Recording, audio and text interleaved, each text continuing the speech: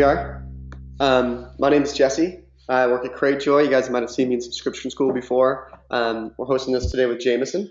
Hello. Yep. I work at Cratejoy also, and we're both subscription entrepreneurs. And now we work at Cratejoy, helping people start successful subscription businesses. So basically, with today's webinar, we want to kind of go over some of the benefits, why you should start a subscription business, and why we think it's one of the better forms of e-commerce right now. Both Jesse and I have been really successful over the last 4 years, starting several subscription businesses. We've generated millions of dollars.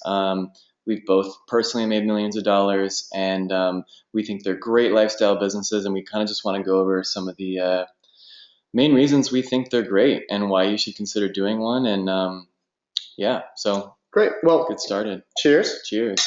Thanks for everybody for attending. We're going to jump into the webinar now. So we're going to hold off on this screen, and we're going to go ahead and share my screen with you. So let's play the slideshow here. Okay. So why you should start a subscription business? We've identified three big reasons why we think subscription businesses are great businesses to start. And they're around these three L's. What we call them is the life cycle of the business, which is how the business operates and its unique attributes, the logistics of the business, which is handling the business in comparison to other types of businesses, so dealing with customers, shipping, that type of thing, and then the luxury, the monetization of your passion, and the risk to reward ratio. So let's start off with the life cycle. If you want to take this one. Yeah, so I mean, obviously there's some benefits to most e-commerce businesses in general over brick and mortar. You're not dealing with a whole slew of utilities. You can usually get away with lower resources, lower overhead. Less of a workforce. They're quite less demanding in terms of resources in most cases. With a subscription business, it's almost entirely online, besides the fulfillment portion of your business. There's the reoccurring revenue portion, which is our favorite. It's the main staple of the business, and it's something that makes your business way more predictable. It's way easier than even just a normal e-commerce business in determining how much money and revenue you're going to generate for the next month or months in advance. And it usually gives you a good baseline in terms of figuring out how much stock and inventory you're going to need to purchase. You also have a much wider consumer reach. So we believe with subscription businesses that they should be lifestyle businesses. You should be creating a product that you're passionate about, that you're really knowledgeable about, and really the more niche, the better, right? But if you're going that niche, it's usually something you can't do in a brick and mortar environment, right? So it's important that it's online in the form of a subscription business. You can reach people all around the world who are interested in this passion and this very specific micro niche that you probably have a lot of knowledge about. So and if you can turn those customers into customers that are renewing every month, that's the most ideal scenario you can be in. I mean, a lot of people probably, if you were just a traditional e-commerce business and you're taking one-off orders, right? A lot of those people would probably come back and order again, but it may be 2 months later or 3 months later. A lot of them probably would have ordered again the next month, but either forgot about it, didn't get a chance to go back to your website and place another order. So the fact that you're capturing them on a subscription up front basically allows them to, commit their loyalty to your business without the risk of forgetting. So yeah, and I think to kind of echo what Jameson's saying here, we learned in one of our first businesses, Conscious Box, just how big this difference of the life cycle of the consumer is for a subscription business. We had originally launched it as a subscription business, and then we had raised some venture capital around it, and we decided to also launch an e-commerce store alongside with that, so people could also buy the products that they were trying inside the box. It seemed like it made a lot of sense to us because people would be trying the product in the box, and they can go buy the full size thing online. And what we noticed was that the subscription box sales just were so much more than the actual e-commerce sales. And even though those customers would come back maybe once every 2 or 3 months or so, the amount of revenue that we were actually putting out the subscription side of the business just really trumped the e-commerce side of the business. And this really emphasizes the life cycle of the customer. You have this built-in regularity that you just don't get through brick and mortar businesses or through regular e-commerce businesses. And we look at that in terms of revenue and in terms of the stability that gives your business and your life. That's one of the biggest reasons why we think that subscription businesses are the right way to go. Um, and so, kind of as a part of this, with these monthly tasks based around one specific product, rather than carrying stock and arranging a store or fulfilling these one-off orders, um, we see that the next reason is logistics. And so, logistics deals specifically with the operations of the business. This deals with shipping, managing customer records, rebilling, managing design, managing your website. Um, Subscription commerce businesses tend to see simpler logistics than, say, a brick and mortar business. So, for example, as Jameson pointed out, you're not dealing with rent, you're not dealing with utilities, you're not dealing with customer-employee relations face to face inside of a store. You don't have to deal with zoning, you don't have to deal with specific types of permits. Outside of those operations, of just those core business operations, the technology for subscription commerce businesses is out there, specifically Cratejoy. When we first started 4 or 5 years ago, Oh God. Cratejoy was not around, and it was a nightmare. We were building on a static site. It was crazy. We were using PayPal. Um, Yeah, I mean, we must have spent at least $200,000 in development costs building our own solution. And mhm. back then there was nothing available, so we were forced to do this. And really, I mean, we were paying $10,000 a month in just like maintenance and like constantly fixing bugs and cleaning it up. So, It was a and nightmare. honestly, this is one of the reasons that we work at Cratejoy, the two of us, is because this is something that we always wished was there. And so when the opportunity came to get involved with Cratejoy, we were super stoked about it. Um, but yeah, I mean, these businesses can be set up if you do them right. They can be set up to be pretty easy to run. You've got to get all the right things in place. You make sure that you're outsourcing fulfillment. Um, a lot of people think that they can't outsource fulfillment from the beginning, but there's plenty of fulfillment companies that will work with you, knowing that you're going to grow. Um, and you don't need an office. I mean, Jesse and I have, for the most part, always worked in coffee shops. We work with a third-party fulfillment center that all our products get sent to every single month. They pack them and ship them out.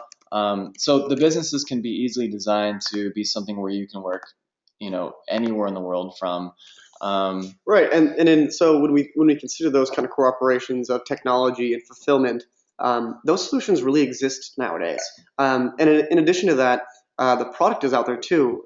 I still talk to businesses every day, and some of them still aren't super familiar with subscription boxes, but they're really interested in it. So there are some that do know what subscription boxes are, and there are some that haven't heard of them. But the brands still want to be featured. They love the idea. They love the marketing that comes with it. They like the idea of being featured in a box to a couple hundred people, getting on social media, getting on mommy blogs, getting on YouTube. It's something that a lot of small business owners and medium-sized business owners, they know that they want to do, but building a business and making a product is already so difficult that most of them just do not have the time to do it yes, themselves. especially if you're covering their costs at least. We don't, for several reasons, we probably won't get into it today, but for several reasons, we don't recommend the free sample model anymore. I definitely, urge you not to try and ask vendors to give you free product in exchange for marketing. You become on the hook for those vendors, and they expect you to, you know, give you tons of marketing benefit, give them tons of marketing benefit that like you're probably not gonna be able to deliver on, and you start churning through merchants and building bad relationships. So if you're paying their cost for the product, you're not on the hook for that vendor anymore to give them some sort of return. You Right, know. right, and most suppliers too. They're really responsive to the model. They understand that we're not traditional wholesalers. We're not just some retailer that's buying the product and selling it in one-off things, and so they'll give you probably better than wholesale price. And they're really open to those conversations. And make it clear that you're not a reseller. You're sending them out in these care packages every month, and it's a promotional effort. The last thing they want to hear is that you're trying to negotiate a really low price so you can increase your margins by selling their product on Amazon. So definitely make that clear. But really, I mean, we're kind of straying from the point here is that these businesses can be fairly automated if you do them. If you do them right, set up your infrastructure well. If you can work with a third party fulfillment provider that's also doing your custom packaging, everything's under one roof. All you're doing is you're getting the products to them every month, they're shipping them out. Make sure you have those key things in place, and it's going to make the business a lot easier. It's going to make it really stress free. I mean, when we started our first subscription conscious box in 2011, we made the mistake of doing all this in house, and we moved to Portland, Oregon. We rented a 10,000 square foot warehouse, and we were building our own big fulfillment operation, and it was so stressful every month. We had to hire all these temp workers to come in. And that's just not the way to do it. You should be focusing on growing your business, focusing on your product, and focusing on marketing. And that's what the business is. You shouldn't be dealing with fulfillment, which is basically it's a commodity. I mean, these are things that can be done for cheap, and you should not try to do them yourself. Right. So I just want to touch base with all you asking questions. We do see your questions come in. We're going to hold off on some of these until the end. But I want to let you know that we do see this question. So if you continue to have any that pop up, just put them in the right-hand panel right there, and we'll start to answer them. So the next point here is the customers out there. Versus like a brick and mortar store or an e-commerce store. It's a little bit easier for subscription boxes because they're so cool and they're so what's the word I'm looking for? They're so unique in their product offering that customers are really intrigued. It's a really novel product still. And because of that, the logistics around finding customers is a little bit easier too. Social media is really effective. Instagram is a really effective tool right now. You can get great ads, through Google, through Facebook. Newsletters are more measurable than local ads, or like a local newspaper for your local store. And so the bottom line is that the levers and pulleys of subscription businesses, the fulfillment, the technology, the shipping, getting the product, finding the customer, they just become highly accessible and very easy to use with modern technology. And just where the market is right now, it's just become a market that's still small and still great to start a business in because it isn't huge and totally saturated yet. But the fundamental tools that you'd be using are now available to you. Yeah. And I mean, honestly, it's a concept that consumers just totally love, especially if you're doing it like in a micro niche where it's something that the customer knows it's something they're passionate about, but there's still that element of surprise, so they don't quite know what they're going to get, but they know that what they do get, they're going to like. The concept of that has just really exploded in the last 4 years, and it's made things like customer acquisition a lot easier. But the one thing I always tell people to avoid is, like, I'll see people try and start subscriptions where they're just like, it's a monthly surprise box, and it's not specific to any category. They're missing the point. The novelty of a surprise only works in an environment where you're attracting customers who are interested in the specific niche that you're making that surprise available. Does that make sense? Yeah. So we've looked at the life cycle of the business. We've looked at the logistics of the business. Another third reason is luxury. So this is kind of part theatrics on our part, and part seriousness. But in all reality, this is probably one of the best ways to monetize your passion. When we think about the passions that we had when starting our previous businesses. Actually, before we had started this subscription box, Conscious Box, we had started a lifestyle magazine because we thought that would be a good way to monetize our passion because it allowed us to pour a lot of our heart and soul into content. We were marketing a blog.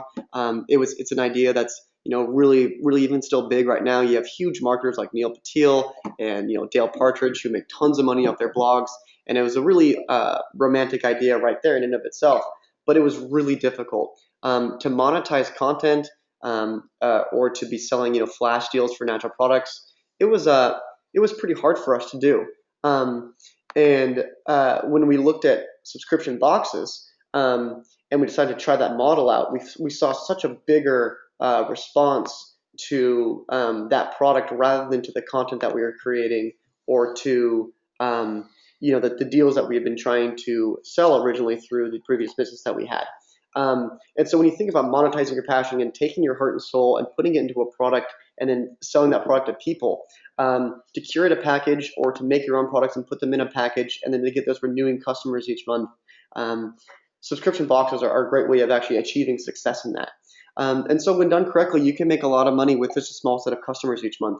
I think it's kind of interesting right now. So Jameson and I had previously worked together at this online magazine called Organic Soul, and then we made Conscious Box, then we made a few other businesses. We were involved in some other businesses that launched too. And now we work together at Cratejoy, and we also have our own subscription businesses. Right now, Jameson's working on a business called Yogi Surprise, which is a fairly large one, a couple thousand customers. And I'm working on actually a much smaller one, which is a little bit more of a hobby, but there's only about 200 customers for it. Um, and even though there's that big scale of difference between our two side projects right now, the amount of income that comes in, even with the small project that I'm working on, is still really rewarding. With only 200 or 250 customers or so, I'm still able to make about $2,000 or $3,000 a month in profit, and I'm only spending about 10 hours a week working on this business. Part of it's due because of the last slide, because of the logistics that are being handled. I'm using Cratejoy. I don't have to worry about technology now. I use a fulfillment center. Um, but whether you're building this business to be something that's much larger, maybe along the lines of like a 2 or 3,000 customer business, or you're just building it to have an extra little bump in your income, and you're only looking for 2 or 300 customers, you can still make decent money with it when you price your subscription box correctly and you build profit into your business. Mm-hmm. And so, kind of understanding that and understanding the other life paths that you can go forward with, I find that subscription businesses, it's a high reward for low risk, which is a very, very unique and not regular model for business. I mean, like I have a note here, consider investment banking. It's higher the risk, higher the reward. Consider opening a brick and mortar store. You got down payments for rent. You've got utilities that you're going to be on the hook for. You have a lease to get on the hook for. That's a lot of risk right there. Consider developing an application or something like that. It's an insanely difficult skill to acquire. It takes a lot of time to build. You don't know how consumers are going to like it. You got to beta test it. Lots of risk there. Mm-hmm. Versus a subscription business, which you can do a pre-launch, a soft launch for. You can get a couple hundred emails, maybe a couple thousand emails of people who are interested. That takes away a lot of risk right in the beginning. Yeah, the whole process of launching a subscription business, you can eliminate a lot of risk. Mm-hmm. But I always say it comes down to the product and it comes down to quality. Make sure you're doing something that there's a lot of authenticity. You're passionate about it. You know what you're doing. Really go as micro niche as you can, and you're going to find an audience of people who resonate with what you're doing. And this was something that I was able to target with Yogi Surprise. The yoga community has a lot of characteristics that make up a good subscription business. These people are very active online. They also happen to be very nice, which is good for customer service. And I'm creating a product for not only a type of fitness, but an entire lifestyle and culture. And the thought of a yoga care package or a yoga retreat in the box, as I like to call it, really resonates with that community. So if you can find those characteristics in something that you're doing, you're going to totally nail it. Yeah, right. And I would say that, the same thing. So for my other side project, it's called Prosperly, and it's around organic, artisan, local goods. So it's a little bit more of a general than specifically yoga niche, but still, Jameson's totally right. If you have a passion in that, and if you're really, really interested in that niche, whatever your box is going to be about, and it's extremely definable, like organic, artisan, local things. The better that you're at defining your niche for your business, the more that authenticity comes through of your product, and the more customers are going to enjoy it. So higher customer satisfaction with that means lower churn, higher lifetime value, and all of those things build into that lower risk of the business because customers respond to those types of things. Mm-hmm. And kind of all these reasons together is what makes these businesses quite luxurious. I mean, you can shoot for the stars and try to build a 1 million subscriber business like Ipsy or Birchbox or Loot Crate, and that's an awesome goal. But you don't actually have to do that to be successful, and that's Mm-hmm. something that's very different for these types of businesses. When you look at a brick and mortar store that works in a local business area, like all those local businesses, there's a threshold of success that you have to meet in order to pay your bills, in order to pay yourself, and in order to pay your employees. Yeah. Subscription businesses are a little bit different because that threshold doesn't really exist. All you need to do is make sure that you build into your price the cost of your product, shipping, and fulfillment. And even if you only have 50 customers, you can still walk away with $100, $500, $1,000 extra in your pocket each month, which isn't a lot of money, but it's a lot less stressful than dealing with a brick and mortar business. Yeah, or a coffee shop where it's about like crazy volumes, tons of work, crazy hours to actually make a living. I unfortunately want to start a coffee shop. But the thing is like, I mean, I'll be totally transparent with my business, Yogi Surprise. I work at Cratejoy full time. I run a lot of the stuff with the marketplace, and I do a lot of the consumer marketing. That's my full-time job. I have my business Yogi Surprise on the side. It's run by 3 people. And personally, with me putting barely any effort in that business because I have other people running it, I still personally clear about $25,000 a month from that business on the side. And I've obviously had a lot of experience doing this, but when you set up the right processes and you've got fulfillment in place and you've got marketing fairly automated, you've got a good lead nurturing campaign, you're doing good email marketing, you're planning the products out far in advance. Like when you get those processes down, it becomes a totally sweet business. Right. And that's why we're so passionate about it. That's why we work at Cratejoy. And really, a lot of what Jesse and I do is help people start sustainable subscription businesses. Hmm. But yeah, they're sweet. I mean, I just say always do something you're passionate about and focus on the product, right? The biggest thing that you're going to be fighting against with the subscription business is churn. You want people to stay subscribed for months at a time, right? So you want to create something that people are going to want to get every month. So definitely think about including consumable products, things people can consume right away when they open the box. Combine that with like some durable goods. So those are things you want to think about. But and also a lot of the marketing in these businesses is building anticipation every month. You want to get people excited about the next month. You want to give them teasers about what's coming. And those are the key things that you want to focus on. Is really, it's almost more about keeping the customers you have versus bringing on new ones. Because the more that you can build those relationships and keep customers super excited month after month, the higher lifetime value you're going to have, and you're going to keep generating revenue month after month. So what we want to do right now is I'm going to launch a couple different polls. I want to get a little bit of a better sense before we start to answer your questions about who you are, have you launched businesses before. So this is going to pop up. It's going to cover your screen. This first one is, have you started a business before? So it's just a yes or no question. This could be a subscription business. It could be a brick and mortar business. It could be, I don't know, even a lemonade stand when you were a kid or something like that. But how many of you have actually tried to start a business in some form or fashion before? So we got about 80% of you, 70% of you voted so far. And it looks like, here. yeah, most people have tried to start it. It's about a 75% of you have tried to start a business before, at least at one time in your life. There's a few of you that haven't as well, which is it's totally fine. We have a ton of resources. We have subscriptionschool.com. Jesse makes a bunch of awesome videos. A lot of the stuff we do, we try to get as specific as possible for subscription businesses because there's a lot of nuances that aren't like other businesses. And then obviously Cratejoy has made it so much easier than it used to be, and we're trying to make it so that it's accessible for everyone. Cool. So we got about 80% of the voters here. So I'm going to go ahead and just close this poll. If you didn't vote, don't worry about it. So the next one is so now talking about your subscription business. So what we want to know is, where are you at in launching your subscription business? Are you just exploring the idea? Are you getting ready to launch? You've got your idea down. Have you just recently launched? Or do you have a subscription business up and running and you just came to hear the gospel of subscription businesses? So go ahead and answer that. So got a lot of people still exploring the idea. About 80% of you voted so far. Getting ready to launch. Awesome. I don't know if you guys, I did a webinar, I think it was 2 weeks ago. Yep, 2 weeks ago. Where I went over sort of some of the best practices for launching a subscription business. And if you are in that stage where you're getting ready to launch, I definitely suggest watching that webinar. It's on YouTube now, right? It's on YouTube, and there's also going to be a link in this presentation to that webinar. It's also going to be on Subscription School, and we'll send that around too after this webinar, so you guys can all watch that.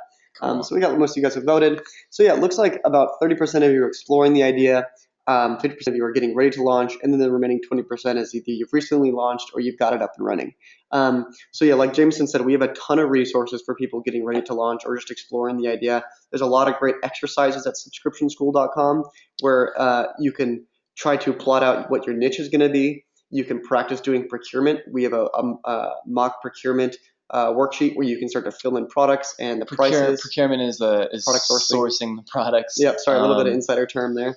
But there's a lot of great exercises there that can just get you used to the flow of the business and start to thinking about what are the actual operations going to look like for you. We also have the Cratejoy forum, which is really cool. I'm often on there responding to questions. The Cratejoy forum is all of our merchants talking, asking questions. If you've got any specific questions on there, feel free to add them to the forum. I think we have some time reserved here to answer a few more questions as well. Yeah, so I just want to launch one more poll before we go. So for the 80% of you who have are just toying with the idea, or you're getting ready to launch, or even for those of you who have already launched or recently launched, I want to ask, what's the biggest thing preventing you from launching your business? So if you have already launched, maybe just select the biggest challenge for you.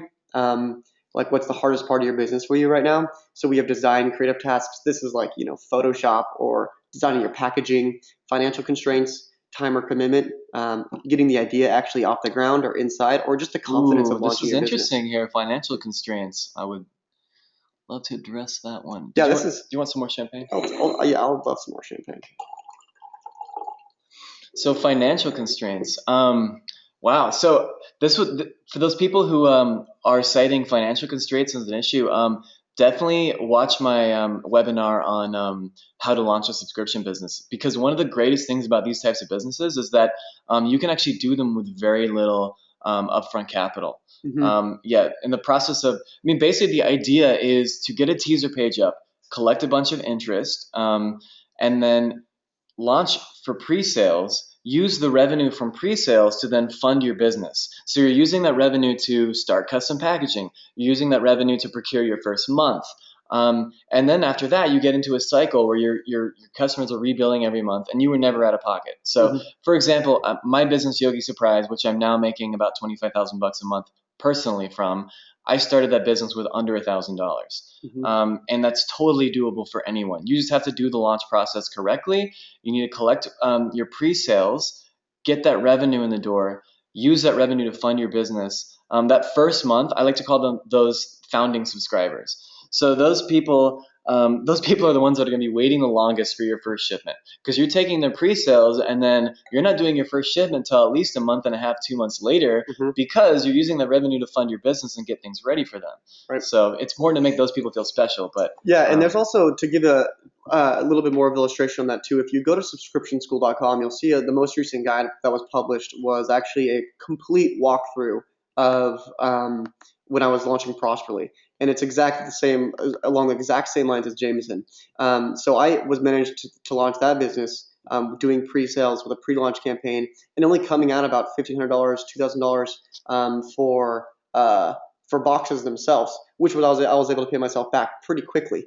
And so financial constraints, I think, is one of the biggest psychological things that will prevent you from launching this type of business. But actually, if you set up your pre-launch in the right way and you take pre-orders and you adjust rebilling to happen in a month and a half, and you give yourself plenty of lead time, it actually won't cost you that much money. And that's something that we kind of learned the hard way. Our first business, we did think it was going to be a big financial commitment. It seems like it should be because you're buying packaging. But when you do that pre-launch and you do that the right way, you can actually minimize their financial commitment. And, it can be the terms of maybe even a couple $100. You might even be able to launch a business without actually spending any money out of pocket. That's totally possible. Yeah, it's possible, but it's totally doable. But seriously though, like if you've thought of an idea and a product and you're not confident enough in it to put $500 in your credit card, then don't even do it. That's a good point. Yeah. It's a relatively small financial commitment, and once you get those first couple hundred subscribers, you start to get that recurring revenue, like you really will make that money back within 30, 60, 90 days. Like I said, as long as you've executed those early things well. So what we'll do is we'll close this poll right here so that you can get this off your screen. You can see our screen again. So let's jump back in this presentation. And so why start a subscription business? Because you can. If you have the passion, identify communities online that have the same passion, start that pre-launch traction, and kick off your business with hundreds of customers. These are 3 examples of people who did that.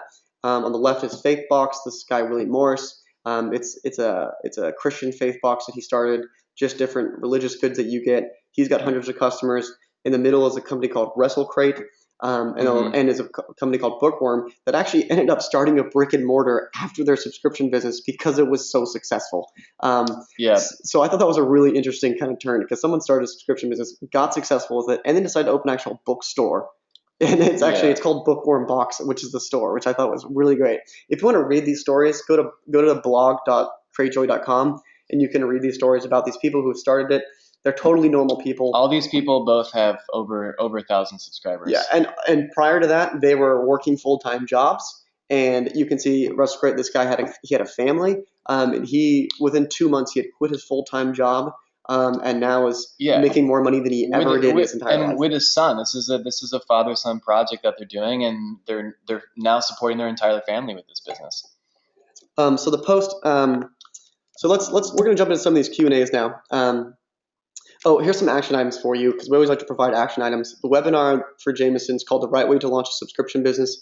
You can just go to youtube.com/subscription school and you'll find it there. I've also gone into a lot more detail on the right way to launch a subscription business on my blog, jamesonmorris.com. It's the most recent post, and I've taken you step-by-step instructions on how to launch a subscription business. So the next action item would be to review our resources at subscriptionschool.com.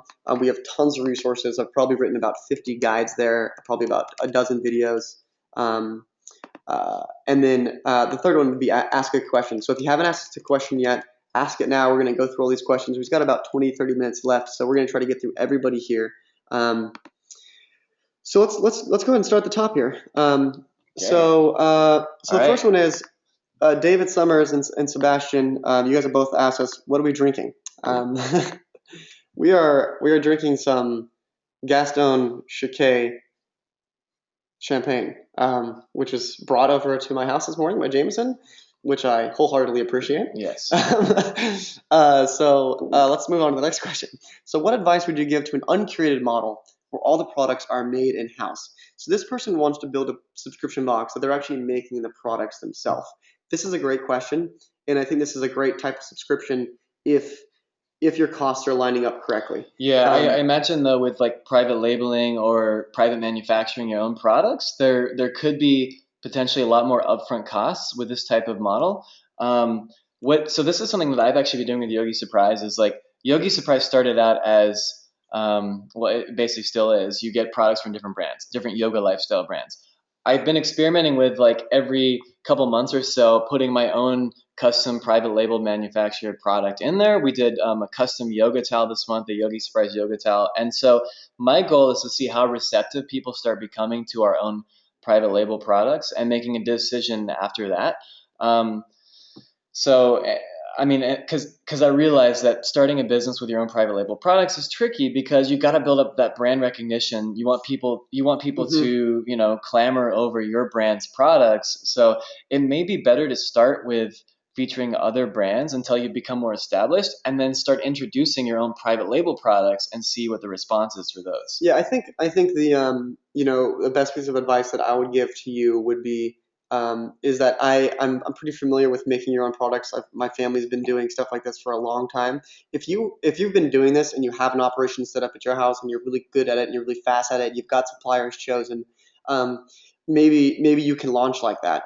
But if you are starting off brand new, you haven't made these products before in mass, you don't have your suppliers chosen, you haven't really worked through your cost of goods or your COGS yet for these specific products, it's a little bit more of a difficult pitch because then it's not just dealing with the logistics of a subscription business. It's dealing with the logistics of finding your waxes, your essential oils, your herbs, or whatever it is that you're putting together. Your cotton sachets for your tea bags or whatever it might be. So if the first thing I would do is, if you want to make a subscription box where you're actually creating the products, nail down your COGS, nail down the cost of goods for what your products are, and make sure that your supply will never interfere with your shipping schedule or with customer experience for your subscription box. Yeah, and make sure you're validating the idea in the beginning with your targeted demographic first. Right. Start with a teaser page. See if this is something people are even interested in. Because I have actually seen subscription businesses who have invested a ton of money up front manufacturing their own private label product. They launch it, and no one cares about it. So make sure that you're validating the idea with a teaser page. And a teaser page, we go into this in detail in the right way to launch a subscription business. But the teaser page is the first step where you're sort of throwing the idea in front of people and seeing how they respond to it. Okay, so we got quite a bit of questions here. This is great. So the next question is, how would you apply this thinking to a custom curated box? Any advice on how to manage inventory? This is great. You'd probably be great at answering this. Custom curated box. So I'm assuming you're meaning buying the products. Personalized though? I wonder if I'm not really sure. Yeah, that's actually, I didn't think about it like that. So Julie, if you want to clarify, does this mean that do you mean like a personalized box where subscribers are all getting different things? Yeah. So if you want to rephrase that question, what I think she means is that if it's you're buying the items, custom curated, if that's the case, as far as managing inventory goes, don't basically would be Yeah, I my answer. mean, Don't manage with most inventory. subscription businesses, you send different items each month, and have one variation, which means all customers are getting the same thing. I mean, you don't. The beauty is you don't need to manage inventory. You're buying just in time inventory, which means it's going in and it's immediately going out the door, which is the beauty of these subscription Yeah, businesses. and if you do have extra boxes at the end of each month, which I tend to have extra boxes, maybe 10 or so extra boxes, sometimes I actually purposely over purchase buy 10 or 15 boxes. I don't manage that inventory. I get rid of it as soon as possible. I send it to bloggers, I send it to Instagrammers, I send it to YouTube personalities. And so at the end of the month, I look around and I don't have that much stock or inventory actually even in my house. Because it's as soon as I get it, it's sent Yeah, right out. I would say make a note though. If you are doing something where you want to personalize it more, be careful about variations. The second that one box has a different product, one different product from the next box, that creates another variation. Hmm. If then you have another variation with two products that are different than the box before it, that's another variation. So before you know it, you have 30 variations, which makes fulfillment really hard because now they've got to set up 30 different packing lines. They've Hmm. got to stop, they have to reset, and they have to do a different box. So keep that in mind when you're doing personalization. So the way that I think about it is if you're going really niche with like a very specific category, you don't need to get crazy about personalization because you're targeting people that Because are you already interested. have. Yeah, Yeah. you already did it with a specific category. So Hmm. in terms of personalization, make it more personal by targeting a tighter niche category. Don't try to make it more personable or personalizable. What's the word? Don't try to do that by having like 30 different variations. I don't recommend like a survey that has an outcome of like 30 different possibilities, you Right. know? Yeah. That's and this is just to we'll wrap up this question here now, but just to give you a little bit of illustration. This is something that we learned the hard way when we were working with ConsciousBox because it was a sample model. And what we did is we had ended up having about 20 different variations each Even month. more than So we that. had 20 different packing lists, 20 different packing lines. It was crazy. We had vegan, gluten-free in the regular boxes, and then within those boxes, they had different products inside of them because we had grown so much. It was Yeah. difficult for a single supplier to give us enough product. Variations, just avoid them basically. Okay, so the next question here is is from Jessica. She's afraid to pay for fulfillment right now. What are fulfillment minimums?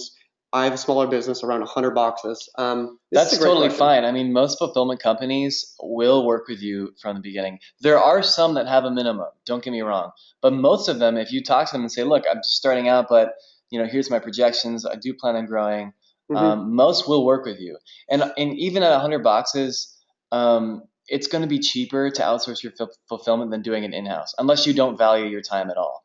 But it's good. Right. It's definitely going to No, be, I yeah. mean, in all seriousness, Jameson is right. I mean, spending the day um, uh, packing the boxes it takes a lot of time, and also you'd be better spending your time at finding more customers. So fulfillment minimums, it depends. I use a company called Northwest Paper Box, which is in the resources section at Subscription School. They're a pretty great company. There's a lot of companies who do it though, and usually it's based on like a per touch basis. It depends though. So you might be looking at only $1 cost per box. Hmm. That's probably a pretty reasonable estimation. So it's about $1 per box. So add that into your costs and then price your box accordingly. Um, so recommendations for third-party fulfillment companies: check out the resources section at Subscription School. There's Yeah, I several on mean, there. look, both Jesse and I have used Northwest Paperbox in Portland, Oregon for a long time. We use them, Vegan Cuts uses them, a lot of other big subscriptions use them. Once you get up and running with Northwest Paperbox, it's pretty awesome because they do both the custom packaging and fulfillment all under one roof. It's super convenient. I know a lot of people that use ID Commerce plus Logistics. They are good, a little pricier. You've got Riley Life. There's quite a few options. I can only recommend the one I worked with, Northwest Paperbox, but I do know that their pricing is cheaper than anyone else's. Yeah, and check out the resources section again at subscriptionschool.com. We list, I think, 4 or 5 of them in there. Hmm. And so I would just shop around for quotes. Just cold email them, say, hey, I've got a subscription box business. I'd be doing X many packages a month. What's the best price you can give me? Um, Okay, so the next question here is, what's the best way to get companies to be featured in the box? I found that Yeah, it's lots of work to reach out to them, and if there's any good suggestions of securing features for a box. yeah. I mean, they're just talking about Yeah, the yeah, products product procuring. sourcing. Yeah, I see. It's funny because I see a lot of people where this is like their number one issue is procuring product. And it's always been a little confusing to me because especially if you're buying the product. If you're not like trying to pitch their marketing team to give you a free product, if you're buying it, it's so much easier. I mean, literally, what I do with Yogi Surprise is I walk into Whole Foods and I pick out the products that I think are cool, and I go home and I email them and say, hey, I'm interested in placing a bulk order. Make sure that you make it clear that you're interested in buying product, or they will accidentally lump you in with all the people requesting free product. Hmm. Um, Yeah, yeah. I would say that's definitely one of the main ways to differentiate yourself. Build buying products into your pricing model for your subscription box, because a lot of vendors and partners get solicited by subscription boxes who didn't price that in, and so they require free samples, and Hmm. it's a whole different pitch. So I would suggest two things here. Number one, purchase the products. Number two, create a detailed PDF that describes your business, maybe has some nice pictures in it, describes the demographic of your audience. Give them some resources so it makes it feel professional. Give them a little business invitation. It doesn't have to be super long. It could be a single page, but it explains, has links to your social media. It tells a little bit about who you are. It makes the box look super great, but create some type of professional resource, and they'll take you a lot more seriously. Um, Also, it totally depends on the types of companies that you're going for. You got to realize that, bigger companies have more experience. They're going to price their products specifically at a Hmm. certain price, no matter who you are. So make sure you're targeting the right people, Yeah. and using purchasing and using a nice business invitation that's kind of nice graphically illustrated. Then I think it will probably help you a lot. Yeah, I mean, I honestly don't even do what Jesse's talking about. I don't have a business invitation. I send them like a 3 sentence email that says I want to place a bulk order. But I will say sometimes you have to do this at volume. Sometimes you do. I mean, people are bad at responding to emails. You get lost in the shuffle. I mean, I recommend honestly starting with 50 companies and emailing all of them, and you'll whittle it down to like 4 or 5 people that will respond to you actually. And you just have to do it at volume. You can't email 10 people, get no response, and then say Yeah. procurement's impossible. I mean, you do have to start with a larger group of people. And Well, what I will do is I'll pay them like 50 cents a lead. I'll be like, here, I'll give you 50 cents, give me 100 companies in this category, and then I go and email them all at once. mhm. Yeah, Yeah. I do see people kind of giving up too early and getting overwhelmed like way too soon. I'm just like, you can't email 10 people and then say no one's It's getting hard, back to right? me. Like, Yeah, definitely. I would say if you spent an entire day, 8 hours of that day, just emailing leads, you'll probably email about 100 leads or so. You'll definitely get a lot of buyers for that, and you'll get probably a dozen or two people who are interested, and then you can choose the best price out of those products. hmm Um, Look, someone asked here, should I start my subscription business as a sole proprietorship or incorporate as an LLC? Definitely set up an LLC. I mean, mhm. seriously, you're sending not to mention the limited liability portion of it. Like you're sending people products in the mail that they're going to eat and consume. Like there Right. is liability in sending packages out to people. Like at least do it for that reason. Setting up an LLC is easy. It's inexpensive. Yeah. Um, It's do like it. $170 on LegalZoom or something like Yeah, that. I mean, It's if you don't want to register directly with the state, go on LegalZoom and do it. It's not that much money, and it's really important to keep the finances of your subscription business separate from your personal Yeah, it's finances. critical. It's critical, and you're gonna have to have those documents Yeah, to set up a especially if business you want to bank. like sell your subscription business in the future, it's really important that you've got it really clean. You're doing really clean accounting, and you've got it set up separately from your personal finances. Yeah, just please, if you're starting a business, seriously set up an LLC. So the next question is, do you have any case studies? So I would first direct you to the earlier slide of these three case studies. This is at blog.cratejoy.com. Um, it's also at the start.cratejoy.com/blog. And if you want to read these, they're not super in depth, but they chat a little about what they've done and where they got their success from. Um, Another one is the one I recently just mentioned at Subscription School. So if you go to Subscription School, I'll just pull up in the screen right here. You can see here, just scroll down and you'll see the most recent guide, how I built a subscription business that's made 50K in 6 months. This is the one about my business, and I went super in depth. I basically gave Oh away the yeah, cow. this is Like sweet, I went down through everything, how I came up with the idea, my dude. You're pre-launch. giving it all away. Yeah, I mean my statistics, my every single thing about it. This is probably the most in-depth case study on a subscription box that you'll find anywhere. So this goes through everything, my CRM, everything like that. So I would definitely suggest that one, Julie. If you want to read a case study, this is probably the best one for it. Those other ones at blog.cratejoy.com, they're a little bit more anecdotal. They're more just stories about the people, their ideas, where it began, what they do. So they're a little bit more fluffy Yeah, pieces. I mean, look, we're trying to get people excited about starting a subscription business, but Right. like the truth is, I mean, these are real stories. None of this stuff is like faked or fudged. Like this is real, and people are actually making a Right. lot of money doing this. Yeah, but if you want a good case study as far as going through the actual setting everything up, this is probably the one that you want to look at. Um, That's a good okay. one. So, question for later. Let's say you have a new sub who joins 2 weeks before the next round of boxes go out. Do you send them that month's box after they sign up, and then Charge charge their their credit CC card, again when the yeah. next box is ready to go out? Uh, Yeah, actually, I'll give an example. yeah. So I actually just my Yogi Surprise boxes are going out today, um, and there's people that signed up yesterday who just signed up. They pay when they sign up. They're going to get the box that's shipping out today, but they are also going to get rebilled on my Hmm. main rebilling date, which is coming up on the 14th. So yes, if you're able to squeeze them in like the day before you ship your boxes, yes, they should rebill immediately at your next rebilling date, so you have the revenue to fulfill the next box. Right. So yeah, there will be scenarios where people have just signed up, they get the box they paid for, then they get dropped into your normal cycle, and now they're getting rebilled every month on your rebilling date. Yeah. To illustrate this a little bit for you, Andrew, I can pull open the Oh, product nice. for Prosperly right here. You can see how it works.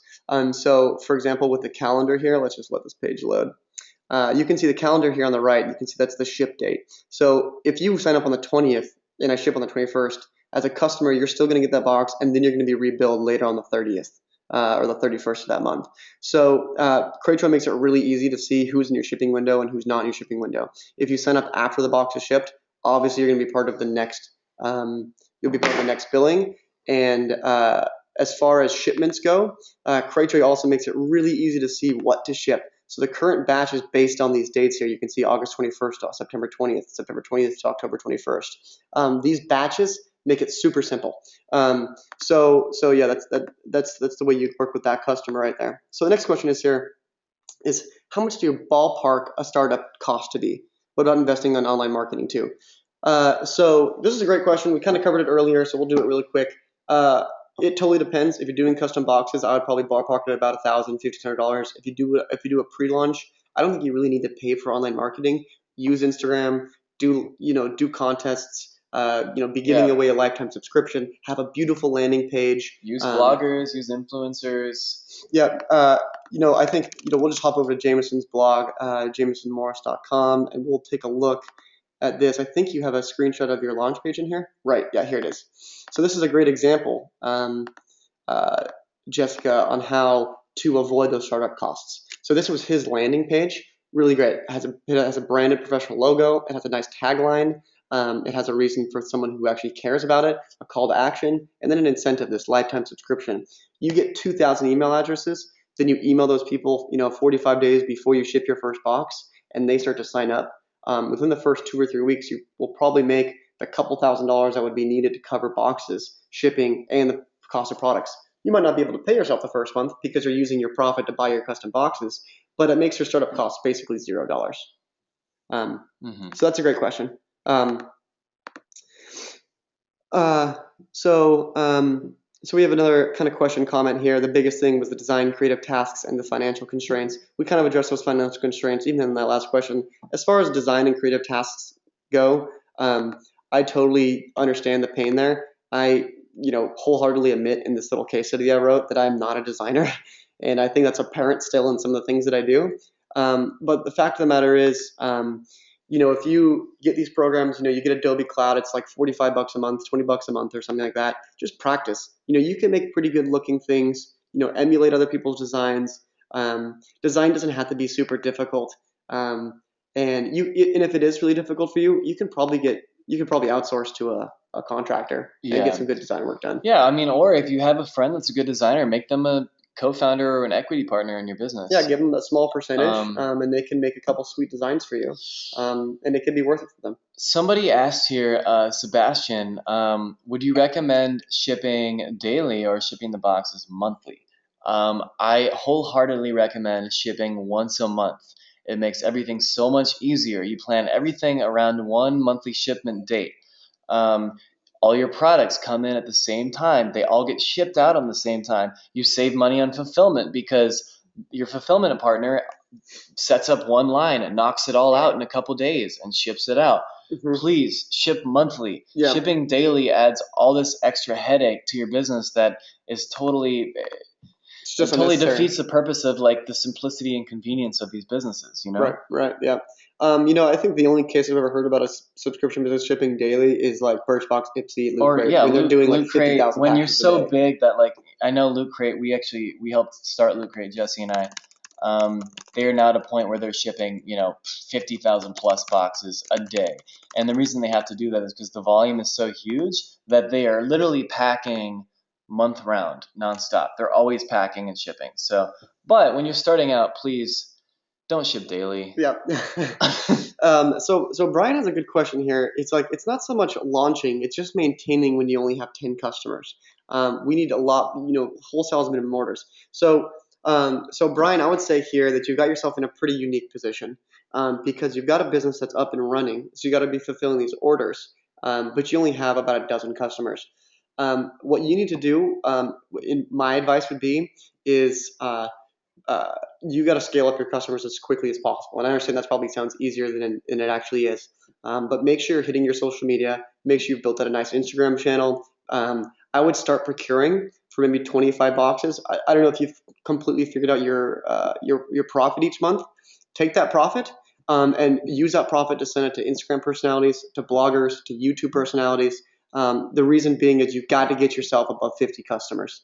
Anything below that, you're going to be looking at pretty difficult orders for wholesale. Yeah, vendors just aren't going to They're care. not, yeah, they're just not going to care. So what I would do is even if you only have 10 customers, start procuring for 15 boxes more than that each month. If you got 10, order for 25. If you got 25, order for 40. If you And I got would, 40, order for I'll to be totally brutal here. If you have been stuck at 10 customers for more than a couple months, you've got one of two problems.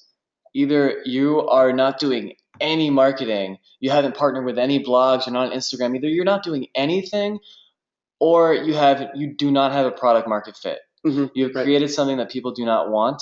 And yeah, I mean, I don't Which is know. which is well no, I mean Jameson's it's a little bit brutal, but it's pretty correct. I mean, I would say this would be a good time to sit back from your business, take a high level look at it, and say, is my product a fit? Is my marketing a Yeah, or are fit? you just not doing enough with marketing? Do people simply, Yeah. look at your Yep. traffic. Are people visiting your website? Right. Are you driving traffic but people aren't converting? Yep. I mean, look at that first. Yeah. If you're driving a lot of traffic and people aren't converting, then you're targeting the wrong group of people, or your product is just you have not created something that people want, or Mhm. are you doing a poor job of explaining what it is, and people just are not sure what you're trying to sell. And it might just be a matter of a couple different words. Take your tagline and maybe play around with your tagline. Do some A/B testing. For every week out of the month, look at Google Analytics. Look at your traffic coming in. Look how much of that traffic's converted. Change the phrasing on your homepage. Change the colors on your homepage. Make these small changes one at a time and see what different things are happening. And maybe it's a matter of phrasing. Maybe it's a matter of design. Or yeah, maybe like Jameson said, maybe it's just a product fit. It just isn't working for a subscription box. But there's a lot of different reasons why that could be, that you only have a small amount of customers. But if it is a good product fit, and I have a feeling that it probably is, because most consumers like the idea of subscription boxes for whatever niche it's in.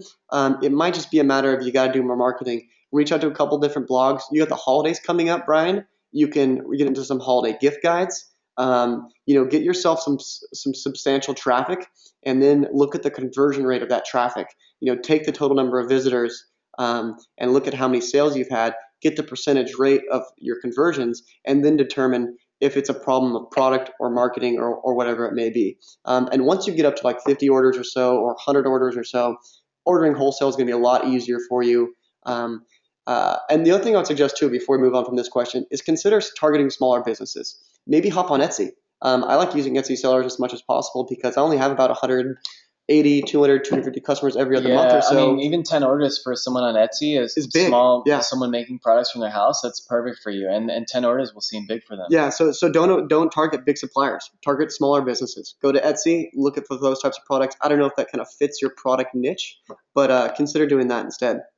Um, Jillian, you mentioned logistics being the biggest challenge. If you want to go into a little more detail on exactly what you're talking about, we'll try to yeah, answer is it that for you. shipping? Is it packing? Yeah. Let's see here.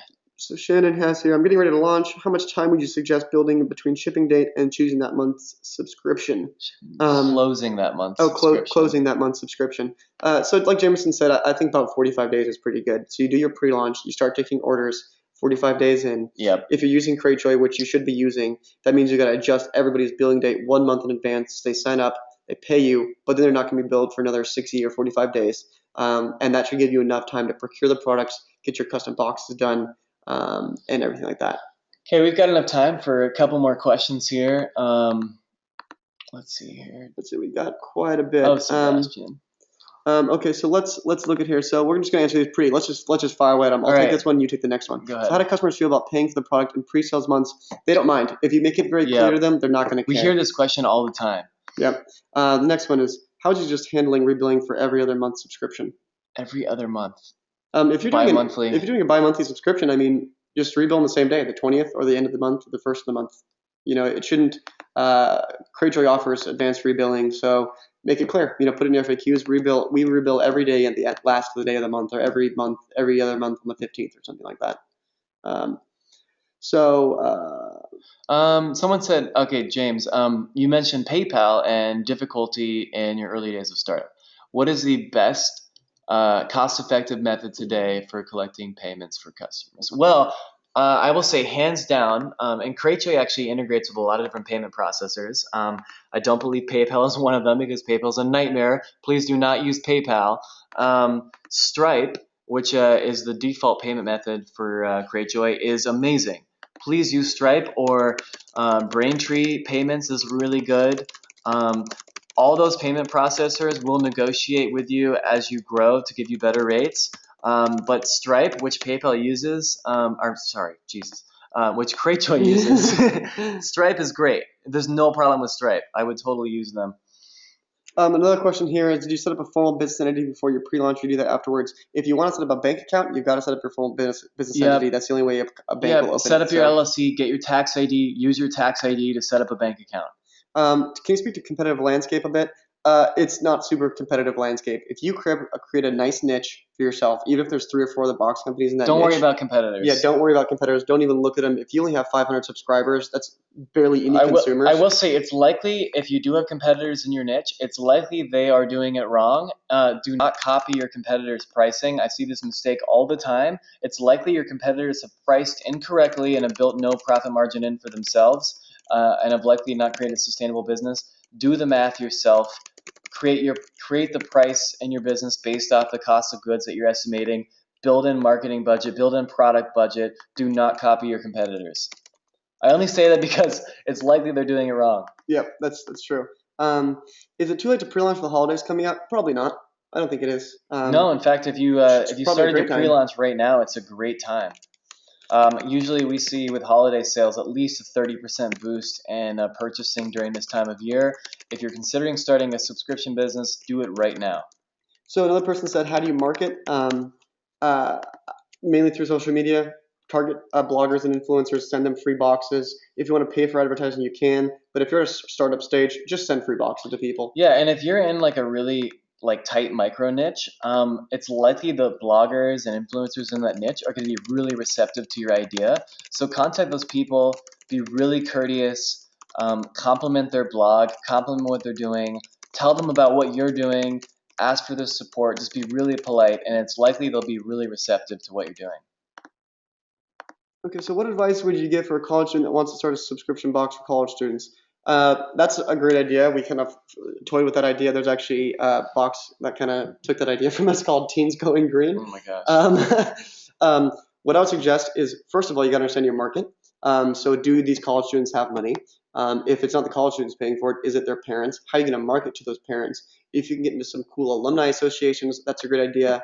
I went to UCLA. They have great alumni associations there, lots of student clubs, maybe doing it that way.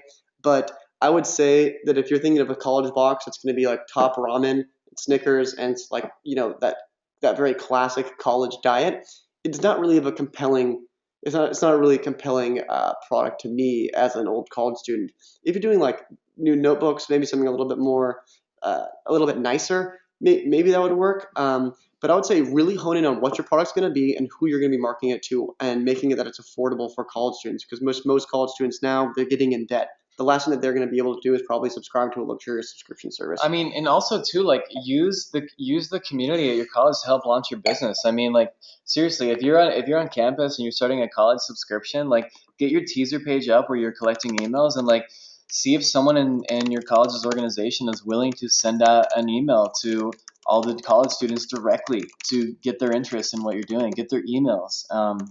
I mean, is that a reason? I didn't go to Yeah, college, so. yeah, no, it's yeah, yeah, no, that's great. I mean, like I said, there's lots of student clubs and student alumni associations. That would be the first place I would go, just because you can get the loyalty subscribers who subscribe to you because they're loyal to other college students. Hmm. But like I said, college students as consumers, we're finicky and we're poor. So, so another person said here, so I'm up and running, but have difficult time with my customer management system. Can you talk about transitioning to Cratejoy? Okay, yeah, I would love it to talk about this, because I use Cratejoy and I've used Chargeify, I've used PayPal. It's a pain. Here's a dashboard of Cratejoy, Wendy. You can look at customers' profiles here. Super simple. It's very easy to update their addresses. It's very, as I demonstrated earlier, it's easy to see which batches people are a part of. It's very easy to see their lifetime value. It's easy to take actions like canceling their account or applying coupons. Cratejoy there's certain things about it. I would like to have bulk updating for rebilling dates if I want to do that. But I mean, if you're looking for an all-in-one package, Cratejoy is definitely the best way to go. It's the nicest customer system that I've seen. It's very easy to see their shipments. You can look up their tracking labels. You can see what emails have been sent to them. It's a very seamless Yeah. and easy, Oh simple man, system. I wish I had Cratejoy when I Yeah. started. So should you use custom boxes with your logo on them when you start out? I personally start off with that because we use the pre-launch method. I Yeah, pre-launch and I use that money to make a it's custom all about box. the experience, and the packaging is a huge part of that. I mean, please, if you're not gonna do custom packaging, at least do like stickers, like make the experience as nice as you can. Okay, so next one here is, what's the best way of keeping track of clients who constantly change, like babies who are aging? Whose needs constantly So change. Jillian, this just kind of talks about variations. That is a very difficult process. And um, honestly, with the way that we kept track of it was just 3 different Excel sheets at ConsciousBox for our variations. It was a total pain. I would definitely suggest if you're going to be doing that, you've got to have a team of people who are focused maybe on 3 different stages, and Or you got to limit it too. Or actually, if you're doing like a box where you're changing the products depending on the stage of pregnancy, you could have like a set path where you have like 12 set different boxes. Those never change. Um, but Hmm. they start at the beginning when someone new subscribes. That's an easier way to do it. So you procure those items Yeah, in a higher and quantity than that's a you're actually case where shipping. you are keeping track of inventory. You're working with a logistics company that or a fulfillment company that's used to those types of things. It's a little bit different than the easy once a month shipment, but it is possible. Someone asked, can you build a teaser page on Cratejoy?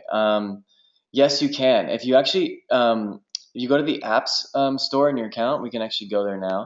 Cratejoy has some great integrations that work well for this. SumoMe right here has got a suite of tools. One of them, I think it's called Welcome Mat. There's a Right. couple in there that are really good for launching a teaser campaign. So Yep. yes, And and it's free it too. is free. So for a $40 box, you think that $15 to $17 for products is too much? That's perfect. It's So perfect, my Shannon. subscription, Yogi Surprise, most people are paying about $36 a month, and I have a $15 per box reserved for purchasing product. So ask this a similar question. What's the right cost percentage versus subscription price between the box shipment and goods? You would probably want to be walking with a 30 to 40% profit margin. At least, do Um, not like at least build in like 40 to 50% because before you know it, like overhead expenses, other things are going to eat away at that. I mean, please build in plenty of margin. to read more about this, I would suggest checking out the post how We to have one, how price to your price your subscription. subscription Yeah, how to price box. your subscription box, which is on here somewhere. Um, I'll look around for it. So Stitch Fix does a great job of this. Okay, that's great. If you're not What? holding on to any inventory, how do you handle returns in case of a defective product? That's a good question. So this is that real quick before you answer that. Look, this is the article on Subscription School. It's called "How to Price Your Subscription Box." This talks about how to do cost of goods with those figures you're mentioning. So for Maribel, how do you handle returns in the case of a defective product? Personally, I just send them a whole new box. If someone's product broke, I just send them a brand new Yeah, box. I mean, don't even mess with returns. Yeah, they can just throw it out if they don't want Let it, them or keep what they have. I mean, if someone yeah. needs a return, just give it to them. Yeah, or refund them. I mean, the fact of the matter is, if you give someone a better customer experience by giving them a brand new box or a full refund, they'll probably stick around for longer. So I'd like to know more about finding the perfect box size for my product. Are there companies that will provide samples? When you find a fulfillment company, they probably have a set of stock box sizes that you can use. You can also make custom box sizes. There's probably a lot of different box stores in your area. Just go and try to find the right size box. Have a couple sample products. Go to a store that has the products that you want to procure in, buy a set of those products, and then kind of play with them inside the box. Fact of the matter is your product's going to be changing every single month, so you want to have a big enough box that can fit different size products. So what about co-promotion with other brands and the companies? So I have a mommy box, and I work on getting partnerships and co-promos with mommy and daddy businesses and blogs. Waste of time? I don't think that's a waste of time at all. That sounds like a great idea. What you want to do is you want to look at your Google Analytics, and you want to see what kind of traffic those sources are actually pushing to your website. If you're partnering with mommy and daddy blogs, and you're sending them free boxes and they're not pushing any traffic to you, or they're only pushing a couple visitors, like less than a dozen, and they're not converting, then it's a waste of time. But you're doing the right thing. Find social influencers who can actually influence, and I mean, that's how I've grown all my businesses. That's how Jameson grows his businesses. um, um, so we have another question here from Sebastian. You had a very detailed post about your subscription businesses. Where can you find this? Find this on subscriptionschool.com. There's going to be a link in this presentation, which we will email to everybody. It's still on the homepage of subscriptionschool.com. If you go down to recent guides, it's the first one. Yep. Okay, so we're going to try to wrap this up here. We're going a little bit over.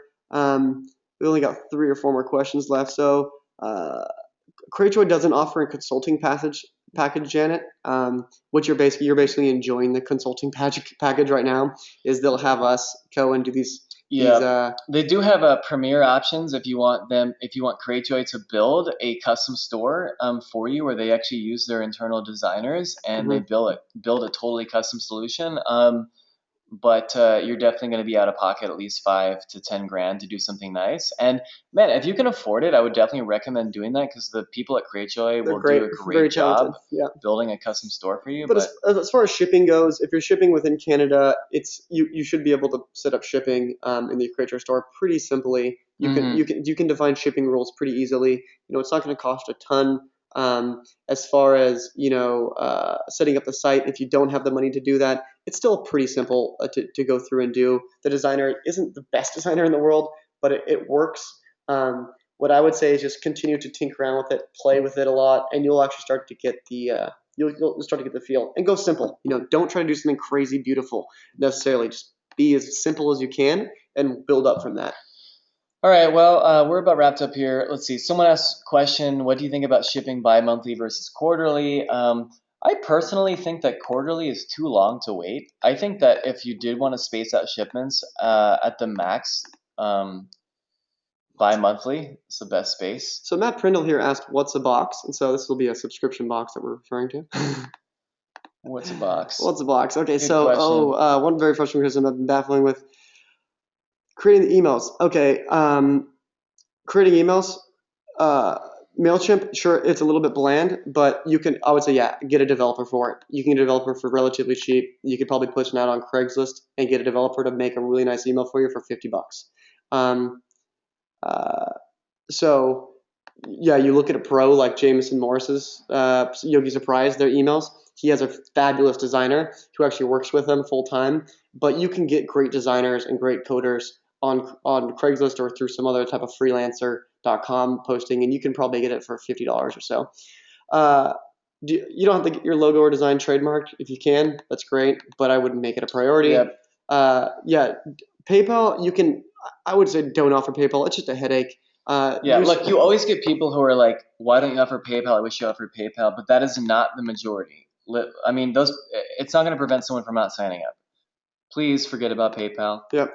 Are you guys using any third-party merchant services such as Flagship for any subscription businesses? I'm not. No. Any recommendations for packing materials that still look good? I use this crinkled craft paper, although I Yeah, hate it. craft paper is cool. I personally just use tissue paper. Yeah, I Um, use tissue paper yeah, along with that too. Subscription boxes in perishable food space. If you're doing perishable food, something like Blue Apron or yeah. plated. The biggest problem with perishable food is cost of goods and keeping the price reasonable. I mean, shipping is going to kill you because you're going to have to pay second day or overnight shipping. But when you get it scaled, they become easier to run. I mean, someone like Blue Apron can overnight a box for a lot cheaper. Um, but yeah, I mean, COGS can be tricky in a very Yeah, small business. I have no experience in that. So let's see. Is it advantageous to have a cutoff date for new subs to receive that month's box to prevent not having the correct amount of products each month? Uh, you've got to. This is a question of how do I know how much products to order? That's what it basically sounds like. You got to estimate if you happen to oversell. You can Yeah.